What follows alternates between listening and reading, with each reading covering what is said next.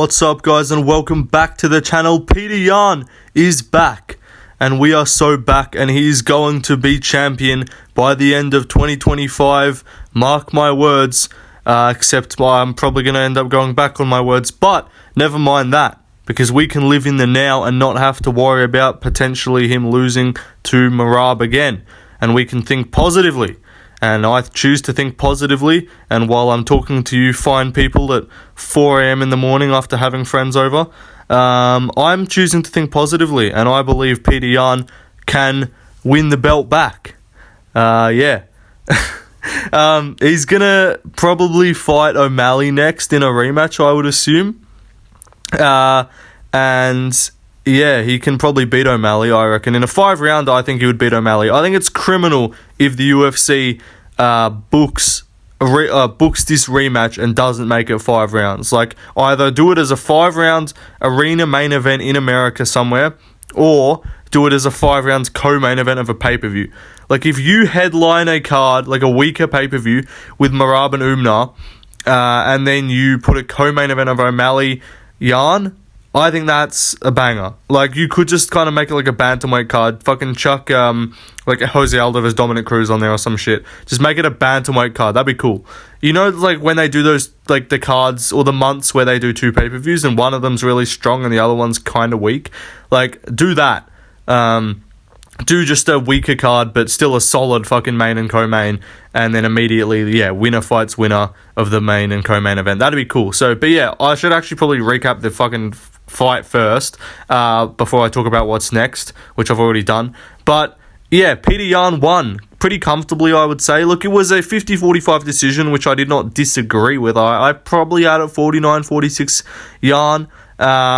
But it was close in terms of, like, the rounds. It was no more than 3-2 Yan, so, like, there was no 3 rounds you could have given to Figgy, in my opinion, because, look, round 1, if you really want to be like, oh, Figgy had the back, I guess, like, I think it was, like, the first half of the round, Figgy just had back control pretty much, and then, the second half of the round, Yan was on top for most of it, and then at the very end, he did land some nice ground and pound, so it was pretty even in terms of, like, the control time, but it's like, do you value Figgy having the back or Yan landing ground and pound? It just seemed like Yan did a bit more and also landed some decent shots on the feet right at the end. Round 2 was clear Yan.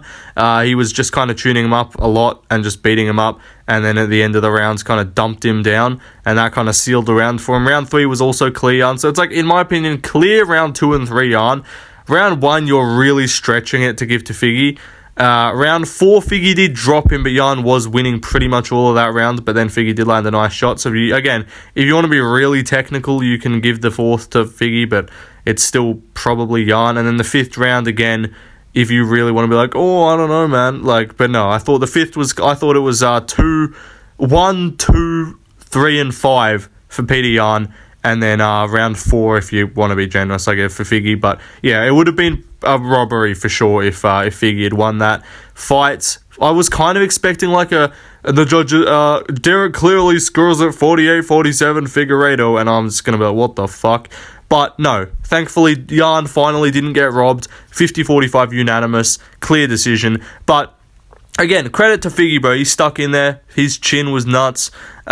He took some fucking sick shots off Yan. Like, he was taking uppercuts all day. Yan just at one point figured out. It's kind of, I like when fighters do this. Like, they land a shot and then they'll be like, oh yeah, and then they throw it again and it lands, and like, hang on, this seems to be working, and they throw it again, and then they realize they can just fucking land the shot whenever they want, and so then they proceed to just spam that weapon for the rest of the fight. It's quite funny to watch, and that's what Yan was doing with the uppercuts. It's like, you could just kind of imagine in his brain, he's like, hang on, this dude is not defending uppercuts. Let me throw more of them. And then he did. And then he won.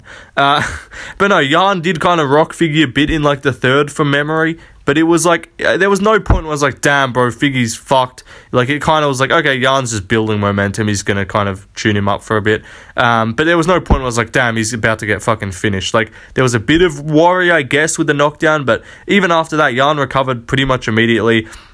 And then even landed good shots on Figgy at the end of the 4th. And that round, apart from the knockdown, was pretty much all Yan. So yeah, 5-0 Yan, don't hate the scorecard. Let's talk about what... great performance from Figgy, though, to be fair. Like, 37 years old. This does not... I know Lucas Tracy loves the GOAT conversations. This does not bump him too far down the list in terms of, like, he's probably top 30 still in terms of the work he's been doing. And also, like, you got to give him credit. Like, he was a big underdog. Not many people expected him to win, and he went out there and had a good performance. And yes, the scorecard at the end of the day will read 50-45, but, like, it was sort of, I guess, Merab O'Malley-esque in the way that, like, rounds 2 and rounds 4 were, like, unbelievably clear Merab. Just like rounds 2 and round 3 were unbelievably clear Jan. And then round 1, 3, and 5 in terms of O'Malley Merab compared to round 1, 4, and 5 were, like, pretty much all of those rounds are Jan / Merab. But, like, if you want to be fucking, it was kind of competitive-ish. But, like, overall, if you watch that fight, you're like, yeah, that was Merab / that was Jan just having their way the whole time. If you're getting, like, comparison there, not in terms of the style of the fight, but just the competitiveness of those rounds in particular. But, yeah, if you're scoring the fight as a whole, it was pretty clear. Jan, he had the way bigger moments. He was just doing well. And Figgy really had to sort of fight back into it to sort of get himself back in the contest and be more competitive. So I thought it was a pretty clear Petr Yan win. Great performance as well. And he just shows to be, like, not cooked, because I think there was some worry after the O'Malley and the Aljo fights. Everyone's like, okay, those were 2 close decisions that he could have won. Doesn't bother us too much. After the Merab fight, I thought everyone there was a bit of unanimous worry amongst the Yan fans of, like, damn, this dude might be cooked. Like, he's not washed, but people are sort of exposing his style of, like, taking a round or 2 off and just making him pay for it.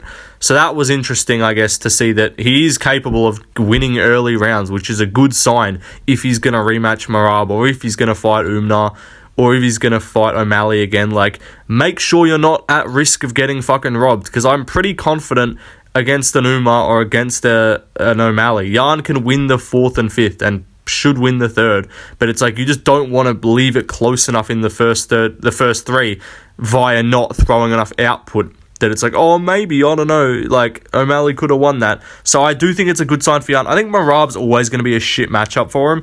So I think Jan, if anything, is, like, hoping, I guess, for Umar to beat Merab, and then hoping that he matches up well with Umar, because I do think he's a much better striker than Umar. We've seen Umar get cracked. He did get dropped to Ibexat. We forget, man. And yes, he did kind of out-muscle and out-physicality Corey Sandhagen, but Corey's a guy who can be taken down. You know, Song Yadong took him down. Petr Yan, I think, took him down once or twice in their fight from memory, maybe. Sandhagen can be taken down. So it's not like Umar's just fucking ran through this brick wall defensive wrestler. Like, if I actually would have been more impressed if he did what he did to Sandhagen to Jose Aldo, in my opinion, just based off the stylistic matchup. But Jan, I think, will be better equipped to stuff takedowns. I think he can do better in the defensive wrestling department, because even though, yes, he has been taken down, most of the, like, Merab took him down a few times because he was just able to push the whole time. I don't think Umar can push that kind of pace on Jan, and I don't think he can have the same amount of success just kind of, like, pressuring Jan on the feet. Like, Umar was able to kind of just spam takedowns, and then that opened up his striking to kind of be like, fuck, Jan just can't move and can't do anything because this guy's just on his ass permanently. Like, he's just up his ass, no diddy. And Merab, that's what Merab's able to do. But if Jan can kind of fight like how he did against Figgy and sort of put the pressure on him a bit early, it does make it easier for him. Not that I think he would, like, definitely win, but I do think if Jan fights he does kind of have to fight a perfect fight, because, again, you got to keep it on the feet for as long as possible. And Merab, it is difficult to just stop the man from fucking shooting takedowns at, like, a rate of once every 20 seconds. It is difficult to stuff all of them, because, again, Jan did stop, like, 39 out of, like, 50 takedowns. But, again, you're just gonna get taken down if someone shoots 50 fucking takedowns on you. But I think Jan looked great. His striking looked amazing. Did not look past a step on the feet at all. The grappling early, I mean, he got taken down once by Figgy. Apart from that, he did take Figgy down, I think, or he ended up on top. He reversed him. I think, oh no, Figgy also did take him down, I think, once in like the third or fourth, but he immediately got back up. He kind of used the leg and swept him back up. So that was nice to see. Again, you don't want him to be getting taken down because the risk with Umar would be like he does get taken down and gets kind of back controlled, because Umar just is able to kind of take up too much space just via him being a very large human at bantamweight. But I think Jan overall has a good chance to beat Umar and a decent chance to maybe beat Merab in a rematch. Again, people forget, man, Merab did lose 2 rounds to O'Malley in my books. Like, I gave Merab the first, second, and fourth, and then I thought O'Malley won the 5th based off that body kick at the end, and he kind of edged the 3rd. Or he edged, like, he gave... I know I'm not agreeing with Guru's video saying O'Malley won, because, again, like, I do think that's just selectively him trying to, like, pick holes in fights and be like, maybe, bro. Like, yeah, so that's just my opinion there. But, what was I going to fucking say? Merab, yeah. Like, O'Malley won rounds off Merab and was able to kind of just keep it on the feet at moments and do enough on the feet. So, yeah, if Jan can do enough on the feet in the rematch, I think that's what he needs to do. Go on the front foot, which makes Merab's shots less effective and worse. Go on the front foot and really throw output and be like, okay, maybe I'll get my kick caught, I'll get taken down, I'll get back up, it's fine. But you got to punish Merab on the feet. You can't let him just be comfortable with fucking doing whatever he wants on the feet. So that's my opinion on a potential Jan Merab rematch. I think what will happen now is the UFC was waiting for this fight to see if Figgy won, and then they probably would have done Figgy Merab. I think with Jan winning, I do think it's pretty clearly going to be Umar and Merab, maybe January, I'm not sure, mate, because Ramadan's in March, so unless they do it after that, it has to be either January or February, and I don't think they're going to do Umar Merab in fucking, in Australia. That just doesn't seem to make sense. So maybe they do it on the same card as Islam and Umar on the same card. That'd be pretty cool. I imagine Khabib would be down in the corner.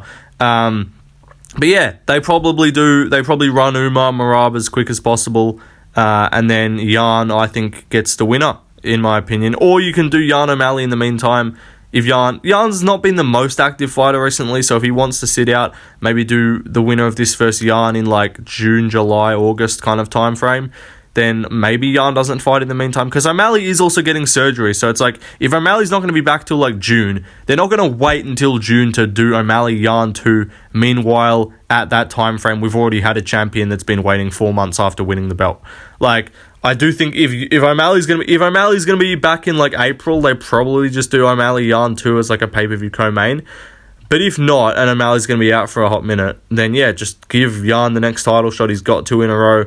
I know he does, and Jan is going in. If Merab beats Umar, then they probably just rematch.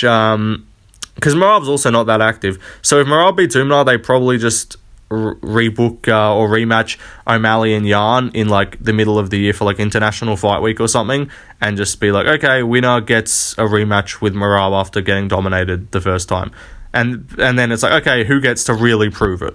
But if it's just like Jan coming back to fight Merab after getting 50-45'd, you think he'd need like one more maybe. But if he fights Umar next, I think he won't need another one before then. Anyway, I'll stop talking about the main event and quickly run through the rest of the card, because it's 4 a.m. and I want to go to bed. We had a whole lot of nothing, whole lot of range striking going on. Whole lot of feints, whole lot of jiggle physics, you know what I'm saying? Ricci versus Yan Xiaonan, high level stuff, really technical matchup. I might have to do a 20-minute breakdown on the foot positioning and the outside movement of Yan Xiaonan, because it really was a sight to behold. Just the way she manages distance, just so impeccable, to be honest. It's just quite sensational to watch. But no, I picked her to beat Ricci, because I'm not retarded, and again, just pick the uglier woman in women's MMA. Always works, literally every time, 90% of the time. And I also had a parlay. This was the one bet I did on the card. I did the Yan and Yan parlay. I should have done the Yan and Yan by decision parlay. That would have been way more valuable. But yeah, I did just money lines for Peter Yan and Yan Xiaonan. I think it was like plus 100 odds, so it just doubled my money. But yeah, if I'd done like both by decision, I think that would have been like plus 300. So that would have been better. But winning night, because I only put one bet down and it was incredibly safe, so I got that. Shout out Yan Janan and Ricci. Couldn't jiggle physics your way to a win here, love. You know, you can't. It's only going to work. That's only going to work in America, buddy. That's only going to work in the Apex when there's like 17 strikes thrown the whole fight, and then you just hold cage time. That's the only way you get those decision wins, buddy. You're not slick. But yeah, Ricci, I really don't know why the odds were close. Like, I thought Jianan should have been like minus like 250, to be honest. Because just Ricci, yes, she does win robbery decisions, but like, she wins robbery decisions against Tisha Pennington and Angela Hill, not Yan Jianan, who's actually a good fighter. So, good win for Yan Jianan. Let's move on though to the next fight on the card. I finished off the night well on picks in terms of the main and co-main. They were pretty easy fights to pick, but the rest of the card was fucking dismal. I went 7-6 on predictions, some fucking coin flip maxing for me. But yeah, this card was retarded. Like, there were two fucking massive favourites that lost. It was just a whole lot of weirdness. I did pick Song Kanan here. I'm not sure why. I don't know. I just thought like China probably would have gone decision. I wasn't picking the 40-year-olds to get a fucking spinning heel kick KO. Like, yes, I know Salikov's got spinning heel kick KOs before against Fialio. And he's like known for that as one of his big weapons, but I'm like, okay, surely the guy who went to a fucking decision with Ponzinibbio and got slept by Randy Brown and just is mid in like all of his fights, surely he won't look that good against Song Kanan.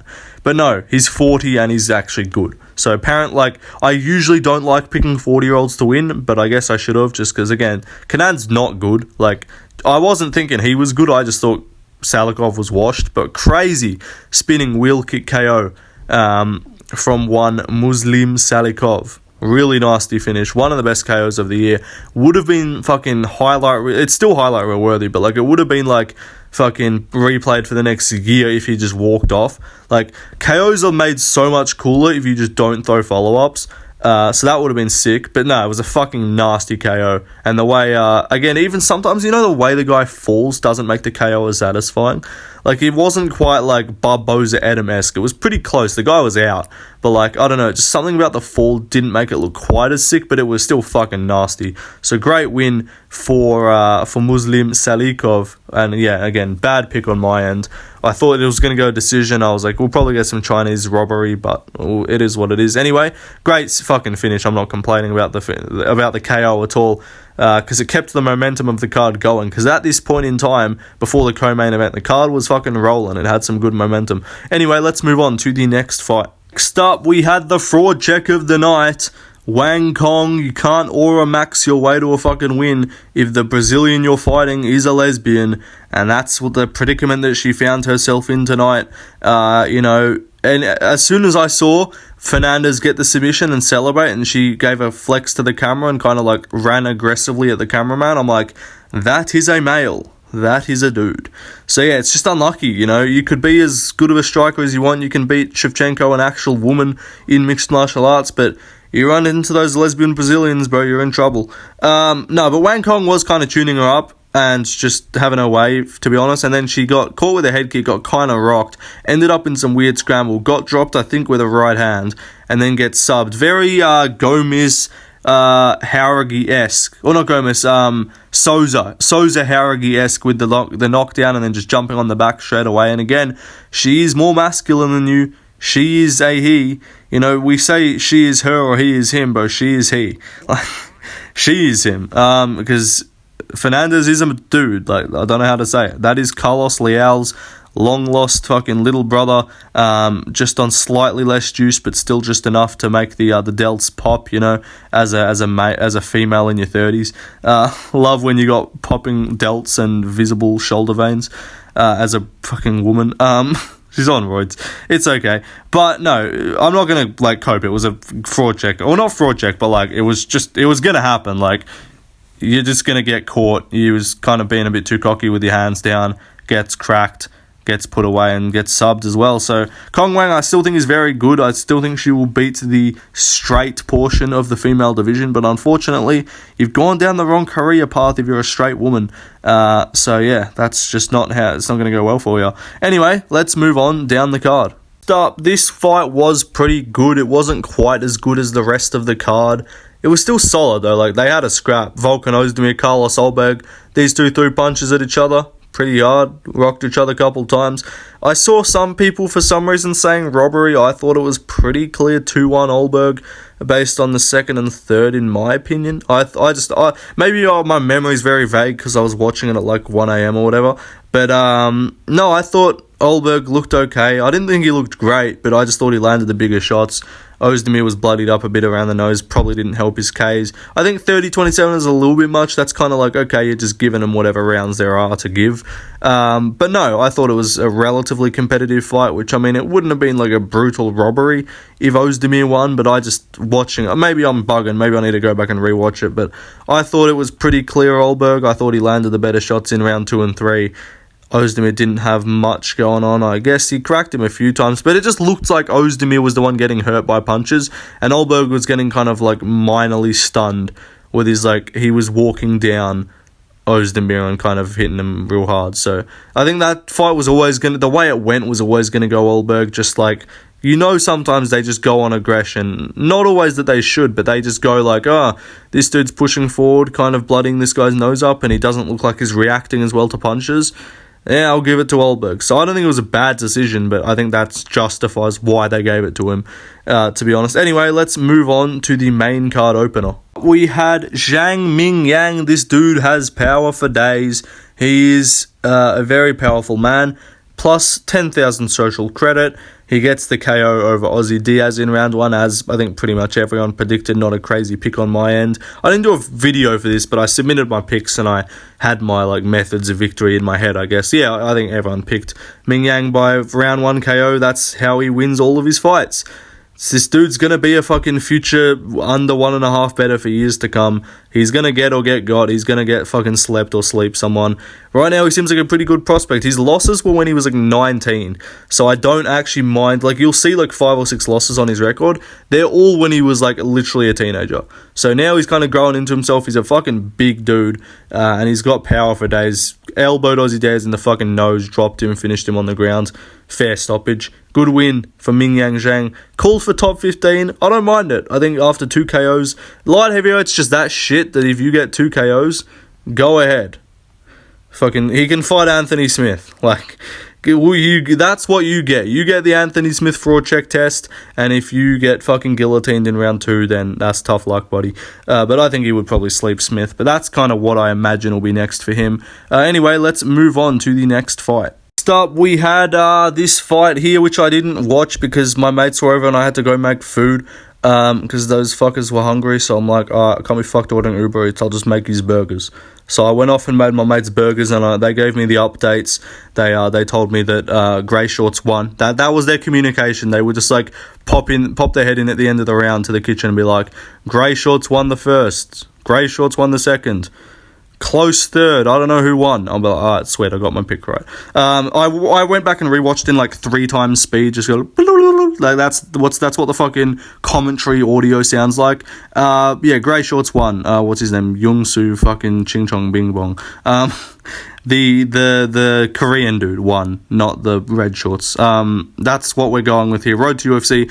Before the card I said it shouldn't count on picks. I'm okay to count this on picks. I went 2 and 3, or 2 out of 3 in terms of the Road to UFC fight. So overall that did boost my prediction rate just because of how terribly I did. So yeah, I'm okay to count Road to UFC, guys. Forget I ever said that. But good win, I guess, for this dude. I think he won like 30-27. Bit of wrestling in the first and just kind of outstruck him with some takedowns, I guess, mixed in the second and third. Anyway, let's move on down the card. Next up on the card, Anshul Jubilee's brother got slapped badly. Indians can't fight, never picked them to win. This fight was like a pick 'em on the odds. I confidently picked the undefeated Korean dude because he is not Indian. That is, you can do all the fucking outside foot battle study you want. You can do all the film tape you want. At the end of the day, I'm not picking a 5'10" Indian who's fighting at flyweight to win a fight. It's not happening. This dude had no range control, as I predicted. I didn't even watch him fight, and I'm like, yeah, I already know how this guy's going to look. He's going to throw a bunch of 1-2s leave his fucking hands out and not have defense, and then get cracked over the top with hooks. And that's fucking exactly what happened. He got slapped. So, why did you redeem, sir? This is not very good, sir. What the bloody fuck, man? Anshul Jubilee's having a stroke. It's similar things gonna, like, just don't pick Indians to win fights. I'm sorry. Like, they're not talented. They have no athleticism. Let's move on, though, down the card. Next up, we literally had one of the best KOs of all time, and I'm not over-exaggerating, and if you say otherwise, this is literally the first time someone is, like, basically dead. Like, I know we all like, oh, Bryce Mitchell, Josh Emmett, bro, he looked like he died, man. Like, Bryce Mitchell got up and walked out of the cage. Like, they helped him up, he was still out of it, but, like, he walked out of the cage, he is okay, he's living now. I am genuinely worried for this chick's health. Like, she might be dead. I know on the broadcast they gave, like, some positive updates. They said she was able to move her arm. But, like, think about it. They were giving these updates like 4 fights later. Like, that's like a good hour and a half, 2 hours after she's already been slept, was out for the whole fucking time while she was in the octagon. Like, when have you seen a fighter leave the octagon unconscious? Like, I know Usman and stuff talked about, like, oh, I didn't even know where I was until I got in the back. No, but, like, he was conscious enough to, like, walk around. Like, he might have been out of it, but, like, he walked. He was physically capable of walking. This chick was literally out cold. Like, she did not move. Like, they were, like, rolling her fucking head around to make it look like her eye was moving. Like, that was the level of fucking out cold she was. And she was up 2 rounds as well. This Feng chick was up 2 rounds. And it's sad for her. Like, I know I normally just don't give a fuck about women's MMA, but, like, and this was Road to UFC, which I've been shitting on, saying it shouldn't count. It's dumb. It's stupid. And again, this chick was a minus 500 favorite that got KO'd. Like, you just don't bet women's MMA. Same with Wang Kong. 2 massive female favorites that shouldn't be big favorites getting slapped or getting finished. And yeah, like, this bitch might be dead. Like, she's either going to be dead, hopefully for her sake, like, all jokes aside, for her sake, I hope it's not that bad. Like, I hope it's just a really bad knockout. She's going to just literally take a year off. She's 22. You should not be fighting, even sparring for literally a year. Hit pads and hit the bag. I don't fucking, for your career's safety, if anyone is encouraging you to spar or even sign up for a fight within the next 365 days, fire them and don't listen to them. They want you dead. So yeah, all jokes aside, this was actually pretty fucking scary. It was a crazy KO. Great job, Ming Shi. Massive underdog, gets a fucking knockout. Bad knockout as well. And yeah, it was like she celebrated, and then, like, they just kind of show her, like, normally before they read the decision, you know, they show the fighter getting up from the KO, whatever, and then we go to the decision. They just showed, like, a close-up of this chick just, like, looking very worried, and you could be like, okay, yeah, well, clearly the other chick's not up, because they would have showed her if she was. So this girl's just looking at this unconscious body and being like, I might have killed someone. And it seemed like she was actually nice. Like, she went on the interview and was like, I feel really bad for her. Like, I hope she's okay. So, shout out Ming Shi. Crazy fucking knockout on the card. One of the best moments. Like, one of the best KOs ever. Like, again, it's a scary and it's a fucking, like, crazy thing for you to genuinely be, like, worried about someone's life. Not worried about, like, oh, this guy's badly concussed. Like, worried about their life. That shows how crazy of a knockout this was. Anyway, let's move on to the next fight. Up, we had this fucking Genghis Khan reincarnate fucking lose by questionable decision, in my opinion. Look, Hernandez did win the majority of the fight, but Naim Jargal Tumendembarel, that's his name, absolute fucking Mongolian throat singing enthusiast, Genghis Khan descendant. He rocked Hernandez in the first and third, and it was really the only notable thing that happened. Like, there was some ground control time and shit, and there was some tepid range striking, but, like, the biggest moments of both of those rounds was Naim Jargal dropping him in the first and then rocking him in the third. Obviously, clear second for Hernandez with the back control and ground control and shit, but I thought this was a fucking clear win for Genghis Khan. Anyway, let's move on, though, to the next fight. Lonnie Kavanagh, great prospect, close fight, not the most it was entertaining, it was fun. They threw a lot of output, it was good. He won. He's going to be good. Like, I think this Ochoa guy's actually really good as well. So I think both guys are top 15 caliber. Both were undefeated going into this. Obviously, Kavanagh gets the win. Great fight. Oh, not great, but it was solid at a lot of moments. Next fight, though, angry fucking Chinese dude KOs unfortunate Vietnamese dude. Long Zhao, extremely angry for some reason, don't know why. He literally lost Road to UFC, so I thought this guy sucked, but he's actually good. He got a nasty KO. And then Nicholas Motta proves that he is capable of striking and proves that Mahashate isn't, so he gets the win there. Good stuff for him as the underdog to start off the card. But yeah, rough card on picks. I started 1-4, ended up finishing off okay towards the back end. But yeah, rough one, 7-6 on picks. That'll do it though, guys. Peace out. What other videos you guys want to see, let me know. Anyway, subscribe and that shit. I'm going to bed. It's 4 a.m. Goodbye. Peace out.